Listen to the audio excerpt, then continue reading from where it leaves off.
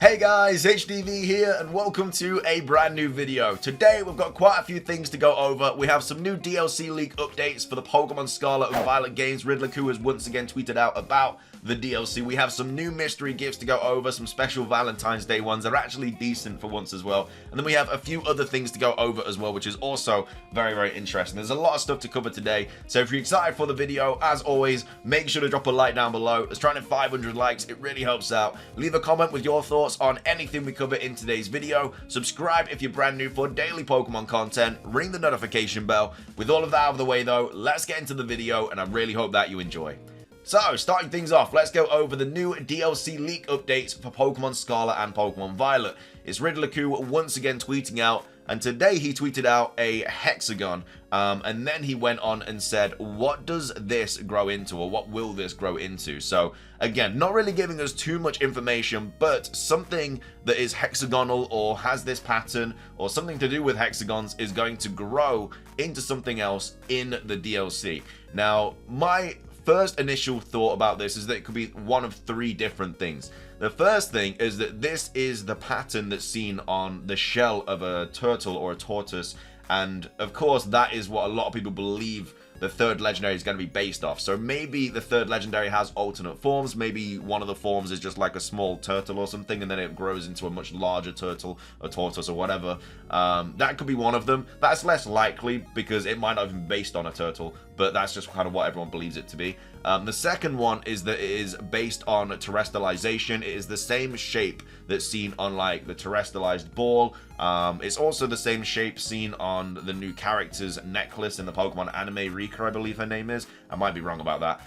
So it could also be something to do with terrestrialization, which of course is also linked to the third legendary. We know that the kind of face on all the terrestrialized symbols with the evil kind of eyes is the third legendary's face, from what Riddler has said. So it could very well be that as well, and that could be like growing or something. And then the final thing it could be based off is Zygarde. It could be a Zygarde cube, which of course grows into Zygarde forms and stuff, like the Zygarde 10% form growing into 100% or whatever.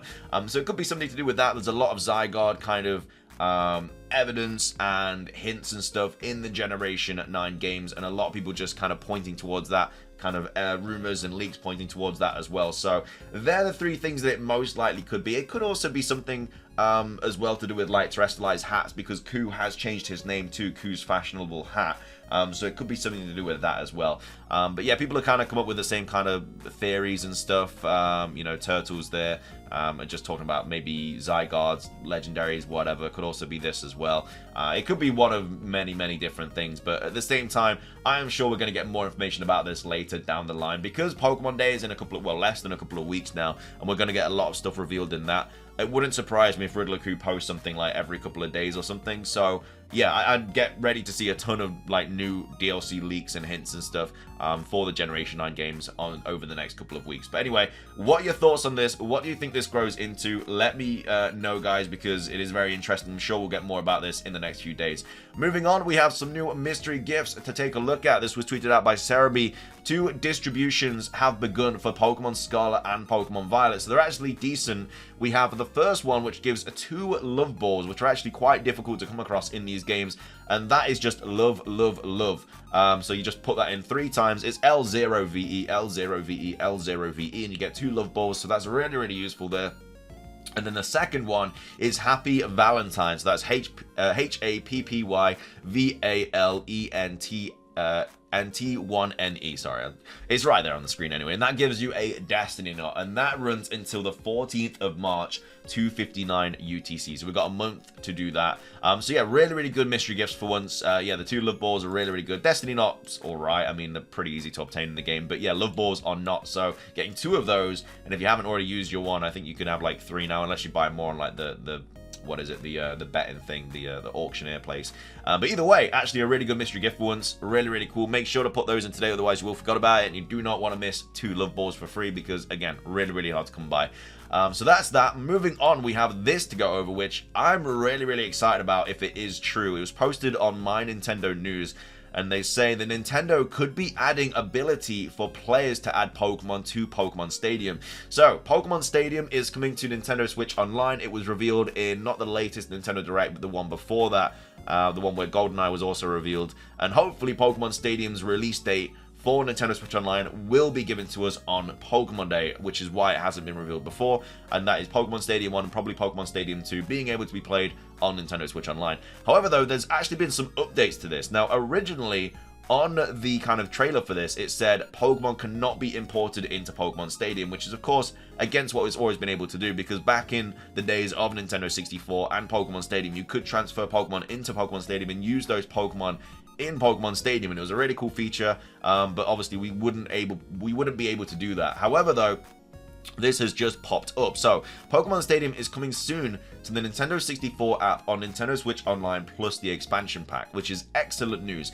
However, there is one glaring issue. Players will not be able to import their Pokemon into the Nintendo Switch Online version. This was a key feature in the original Nintendo 64 game, and will make the Nintendo Switch Online version more difficult for players, as you're unable to raise your own set of Pokemon to use in the game. It's honestly not that much of an issue, because the thing about Pokemon Stadium is it's a massive rental game. Like, you can just rent a ton of level 50, level 100 Pokemon. Like, in Pokemon Stadium 1, all 151 Pokemon I think were available. I'm not sure if Mew was, but either way, all 150 odd Pokemon were available, and you just rent them and they'd be level 50 or 100. You didn't need to put your Pokemon in. It was just cool to have your Pokemon in the game. It didn't really make it any worse, but it would have been really useful nowadays, because obviously there's so many Pokemon you could obviously transfer in.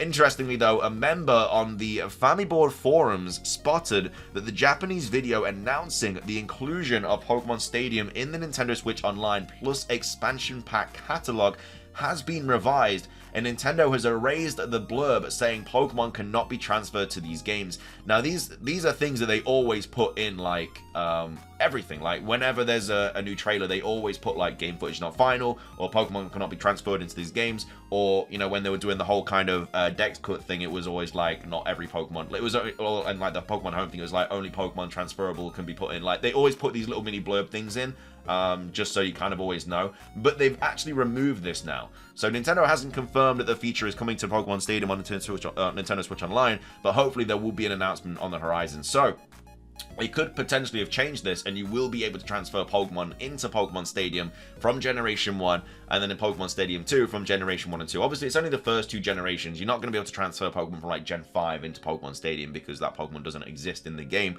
But in Pokemon Stadium 1 and 2, Generation 1s and Generation 1 and 2 will be hopefully able to be transferred, which is really cool. That's really cool news.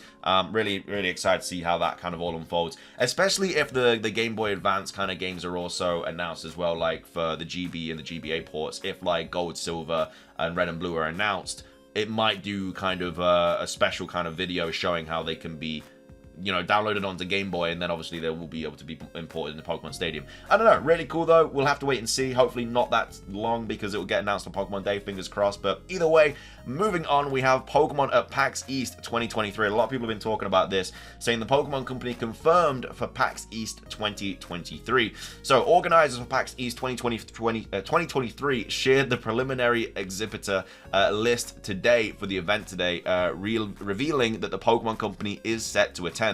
Other participants are Yacht Club Games, THQ Nordic, Developer Digital, and Inti Creatures. They will be showing off some of their most anticipated upcoming releases, and the Pokemon Company is included in that. However, specifics as far as what will be available to play were not provided.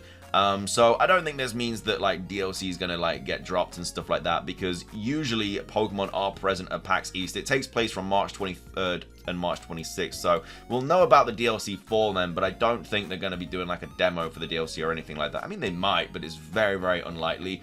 We also have Melk here saying it is absolutely normal for the Pokemon Company International to be an exhibitor at shows like PAX East. I don't know why all the fuss if they do it continuously. In addition, it is enough to see on their website that they will have demos of Pokemon TCG and little else. It does this face as well, though, which is really interesting, because, like, I don't know, I think there's interesting face to put. But yeah, Pokemon Play Lab is usually what's at PAX East, and, you know, it's just how to play, like, TCG and stuff like that. So I'm not expecting anything else from this. I mean, during March, we might get, like, Detective Pikachu 2 released or something, because that's very, very anticipated to be announced on Pokemon Day. So it could be that as well, but it's very unlikely that anything barring the TCG is going to be in this this kind of presentation thing at PAX East. But anyway, that is going to be everything for today's video. I hope you guys enjoyed it. If you did, please do consider hitting the like button down below. It's trying at 500 likes. It really helps out. Leave a comment with your thoughts on anything we cover in today's video. What do you think this is going to grow into? Do you think it is Zygarde? Do you think it's something to do with terrestrialization? Do you think it's something to do with the third legendary? Let me know your thoughts. Hopefully he pops something else onto Twitter by the time this video goes up. There's nothing else that's been tweeted out since then. And obviously you got like the Floette sprites and everything. Yeah, make sure to get your mystery gifts. Let me know your thoughts on the Pokemon Stadium thing. And yeah, that's going to be everything from me. Make sure to subscribe, ring the notification bell for daily Pokemon content. Till next time though, guys, have a great day and peace.